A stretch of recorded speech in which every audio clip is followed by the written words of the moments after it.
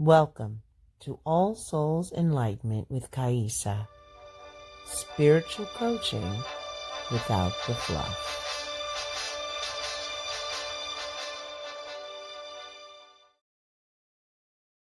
Hello everyone, it's me, Kaisa. Today I will be discussing a very sensitive topic. It's something that was brought to my attention that must be shared in a supportive way of explanation. As you see, the topic or name or title of this segment is Waking Up Alone. All right, let's delve into that.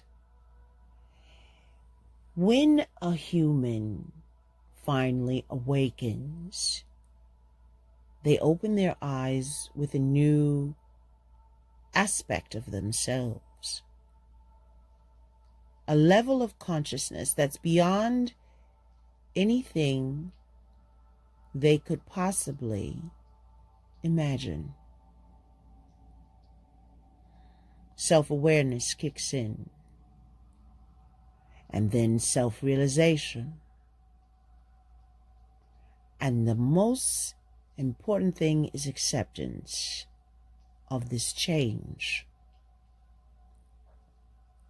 When you start to awaken, or a being starts to awaken, they come to terms with the changes within themselves. What does that mean?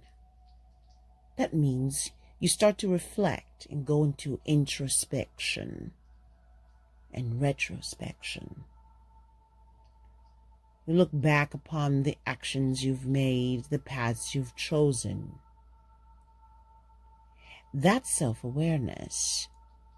Self-realization is the reason, the purpose for these lessons, these actions, these interactions with other beings. They come in and out of our lives for different reasons. The most significant thing is that we find ourselves not meshing well with what we've been dealing with or interacting with other humans. The dark night of the soul kicks in, and this is what we call death. Death. The death of a soul and the dying of a soul.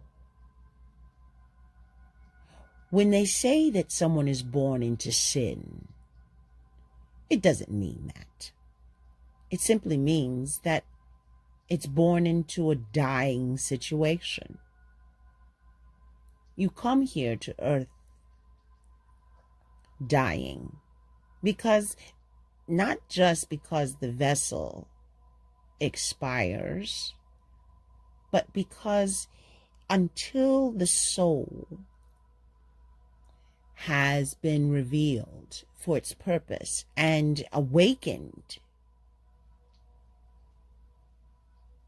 it is unhappy. It is in an unhealthy place. All of ego consciousness and the pressure and programming of the matrix, social ideals, societies, mindset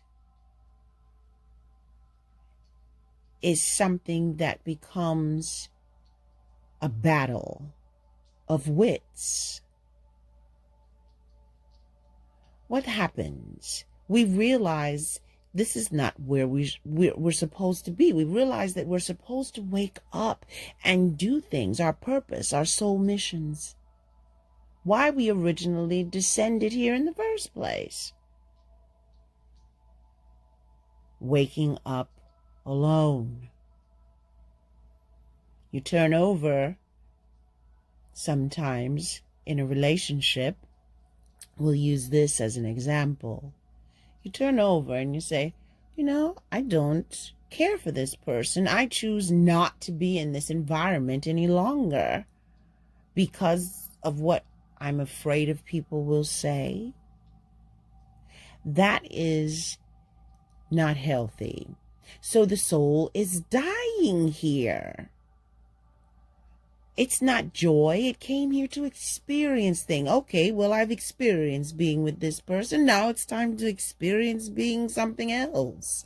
Now I'm awake. That little character role in my play is over. And you choose to go. You choose to walk away, to be true to yourself, to be true to your true being, by allowing that light to just shine and break through. What happens with this is that your environment now is affected by it. It's impacted deeply because not only you, but imagine those that surround you, things that surround you do take notice. They're uncomfortable with that change. They don't understand it. Why? Because now you've triggered the awakening process in another being. They come off as brash because they're being challenged. Their ego is being challenged, and that is the greatest fear of all. Going back to waking up alone again. So now, what dies? When they say death, it must happen. The death of things falling off and shedding. Hair sheds. Okay, why? Because it's required for something better to come along. Things must die in a crop for something better to grow, for it to manifest into its abundance of harvest. That can't happen if it's suffocated by dead things, dying things, weeds. Why do we weed? That's what's happening. Waking up alone is simply weeding. Because the universe sees you're ready for the good stuff. Yes, it takes a minute or some time for things to clear. Once the smoke clears, as they say, then you can see things for what they truly are. You're not waking up alone. You're simply changing direction.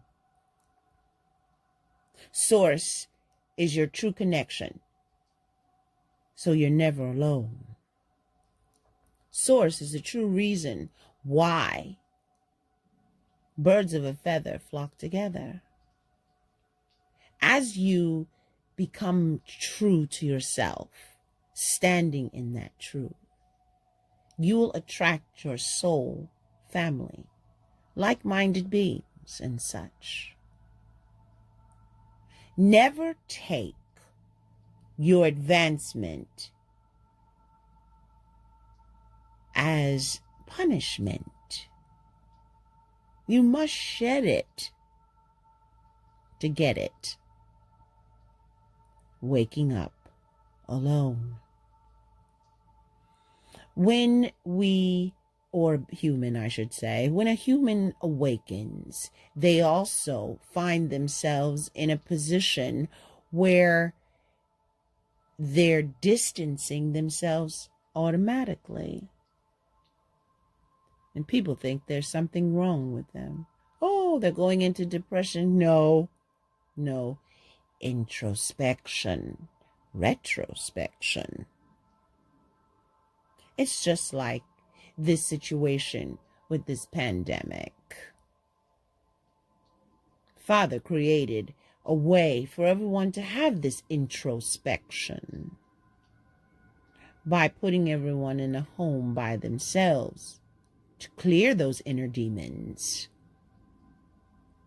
Waking up alone. Waking up alone is a beautiful thing. Especially when you shed all those inner demons. Especially when you shedded all those not true friends. Just because someone is related to you does not necessarily mean they have your greatest and highest good in mind. Watch out for those.